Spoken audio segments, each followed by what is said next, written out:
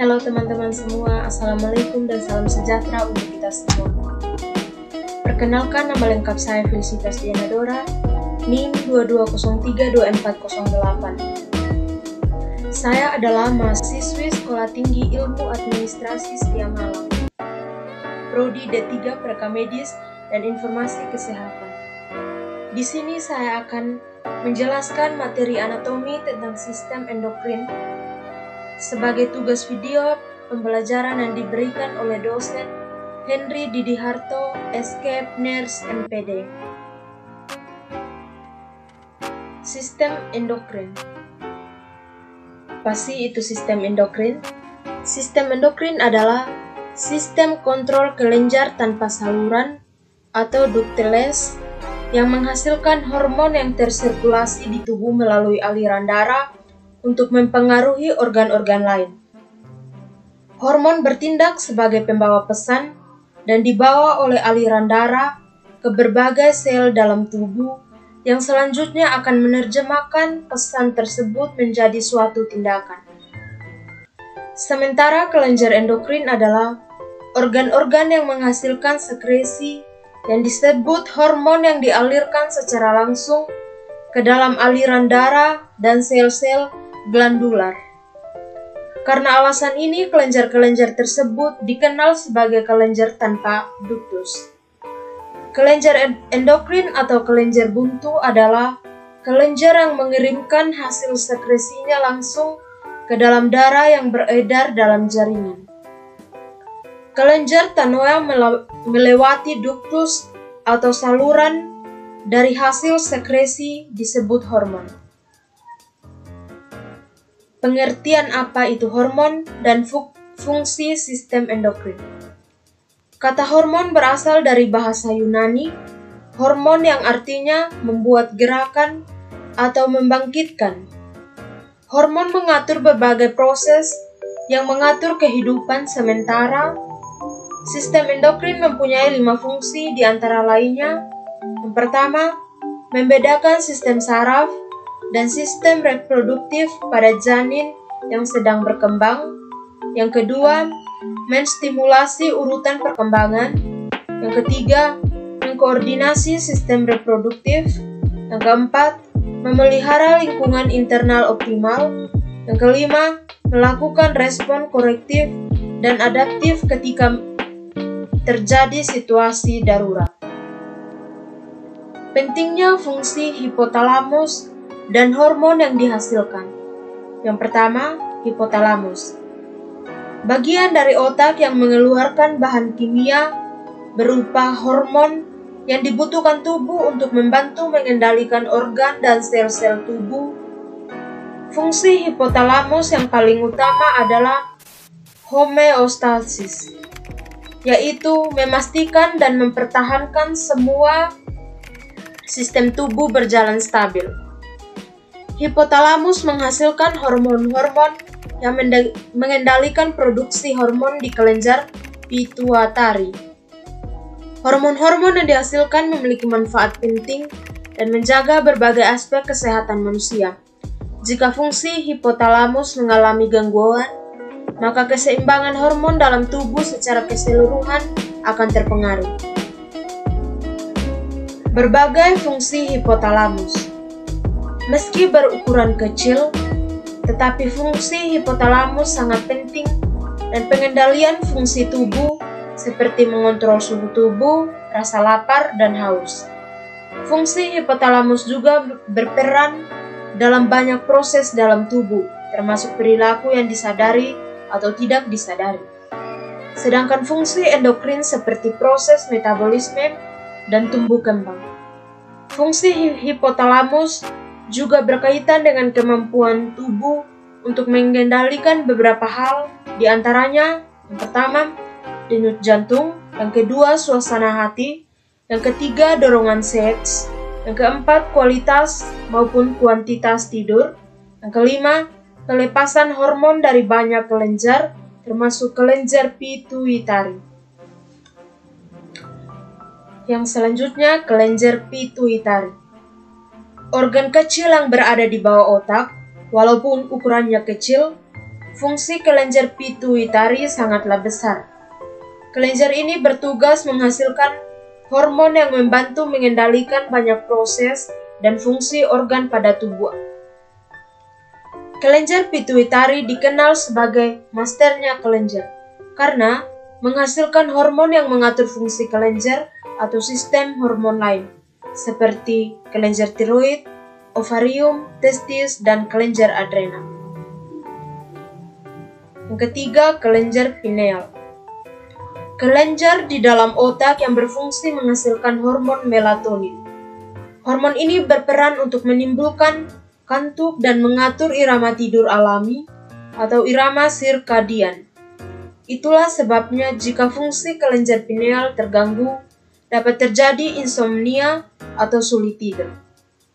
Kelenjar pineal memiliki bentuk yang menyerupai biji pinus dan berukuran kecil, yaitu sekitar 5-8 mm.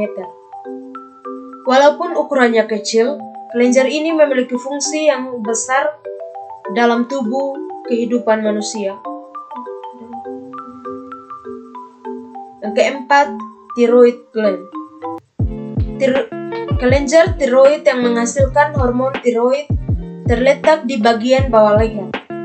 Di belakang kelenjar tiroid terletak kelenjar paratiroid. Hormon tiroid ini ada dua macam, yaitu tiroksin atau T4 dan trilodiptrium T3. Selain detak jantung, kehadiran hormon tiroid juga penting dalam membantu mengatur tekanan darah, suhu tubuh, dan proses mengubah makanan menjadi energi. Kehadiran kelenjar tiroid sangat penting karena hormon yang dihasilkan berdampak kepada fungsi setiap sel dalam tubuh. Kelenjar tiroid ini dikontrol oleh hormon TSH atau thyroid stimulate hormone yang diproduksi oleh kelenjar hipofisis di otak. Bila hormon dari kelenjar tiroid tidak memadai atau justru berlebihan, manusia dapat mengalami gangguan pertumbuhan dan metabolisme tubuh yang tidak normal. Hal itu yang menjadi alasan hormon tiroid sangat erat kaitannya dengan pertumbuhan dan perkembangan anak-anak. Yang kelima, paratiroid gland. Kelenjar paratiroid adalah kelenjar penghasil hormon paratiroid yang berperan penting dalam mengatur kadar kalsium dalam darah. Jika kelenjar ini mengalami gangguan, maka berisiko mengalami berbagai masalah kesehatan. Salah satunya adalah gangguan tulang. Kelenjar paratiroid merupakan kelenjar yang terletak di leher, tepatnya di belakang kelenjar tiroid. Kelenjar paratiroid terdiri dari 4 kelenjar kecil yang ukurannya sebesar kacang polong. Meskipun ukurannya kecil, kelenjar paratiroid memiliki fungsi yang besar bagi tubuh. Beberapa fungsi kelenjar paratiroid. Yang pertama, mengendalikan penyerapan kalsium dari makanan atau minuman pada saluran pencernaan. Yang kedua, mengatur pelepasan kalsium dari tulang ke aliran darah. Yang ketiga, merangsang pembentukan vitamin pada ginjal. Yang keempat, meningkatkan penyerapan kalsium di ginjal dan mencegah ginjal membuang kalsium melalui urin. Yang kelima, membuat ginjal mengeluarkan fosfat melalui urin. Yang keenam, meningkatkan kadar dan magnesium dalam darah. Selanjutnya, jaringan utama pankreas. Pankreas terdiri dari 2 jaringan menghasilkan enzim pencernaan. Pulau Langerhans merupakan kumpulan sel berbentuk ovoid tersebar di seluruh pankreas dengan berat hanya 1-3% dari berat total pankreas. Besar pulau Langerhans yang terkecil adalah 50, sedangkan yang terbesar 300. Terbanyak adalah yang besarnya 100.225. Jumlah semua pulau Langerhans di pankreas diperkirakan antara 1-2 juta.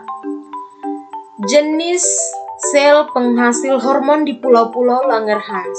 Yang pertama, sel alfa pankreas merupakan sel yang berfungsi untuk menghasilkan hormon glukagon.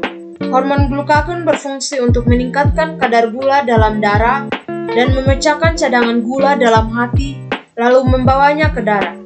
Sel alfa berjumlah sekitar 25% dari pulau Langerhans. Yang kedua, sel beta pankreas merupakan sel yang berfungsi untuk menghasilkan hormon insulin. Hormon insulin berfungsi untuk menurunkan kadar gula dan darah. Apabila kadar gula dan darah berlebihan, maka insulin akan menyimpan gula terlebih tersebut dalam hati. Apabila hormon insulin tidak ada atau sedikit, maka orang tersebut akan terkena penyakit diabetes mellitus. Sel beta berjumlah sekitar 70% dari pulau Langerhans. Yang ketiga, sel F pankreas. Sel gamma pankreas merupakan sel yang berfungsi menghasilkan polipeptida pankreas. Polipeptida ini dapat berfungsi untuk memperlambat penyerapan makanan, namun fungsi utama adalah masih belum diketahui. Sel gamma merupakan sel remik atau sangat kecil dan berjumlah kurang dari 1% dari pulau Langerhans. Yang selanjutnya, sel delta pankreas merupakan sel yang berfungsi untuk menghasilkan somatostatin. Hormon somatostatin berfungsi untuk menghambat sekresi glukagon oleh sel alfa pankreas dan menghambat sekresi insulin oleh sel beta pankreas, serta menghambat produksi polipeptida oleh sel F pankreas. Intinya, hormon somatostatin akan menghambat sekresi sel lainnya. Jumlah sel delta kurang dari 5% dari pulau Langerhans. Yang selanjutnya, ovarium. Fungsi ovarium berperan penting dalam organ reproduksi wanita. Terdapat 2 ovarium di setiap sisi rahim dengan bentuk dan ukuran menyerupai buah almond. Fungsi ovarium kerap dikaitan dengan tingkat kesuburan wanita. Perlunya pemahaman lebih perihal organ reproduksi demi menjaga kesehatan wanita, termasuk fungsi ovarium sendiri. Proses panjang yang dilalui fungsi ovarium wanita mengalami perkembangan sejak masa pubertas, periode prenatal hingga menopause. Hal itulah yang menguatkan untuk tak menganggap sepele fungsi ovarium, termasuk demi menjaga kesuburan. Berikut beberapa fungsi ovarium beserta fakta tersembunyi yang jarang diketahui. Kanker testis. Kanker testis adalah tumor ganas yang tumbuh di testis atau buah zakar. Kanker testis biasanya ditandai dengan benjolan yang disertai nyeri pada salah satu testis. Testis adalah organ reproduksi pria yang berada di dalam skrotum atau kantong testis. Organ ini berfungsi memproduksi sperma dan hormon testosteron yang berperan penting dalam perkembangan dan fungsi seksual pria. Sekian yang dapat saya sampaikan, semoga bermanfaat. Jangan lupa subscribe, like, comment, and share.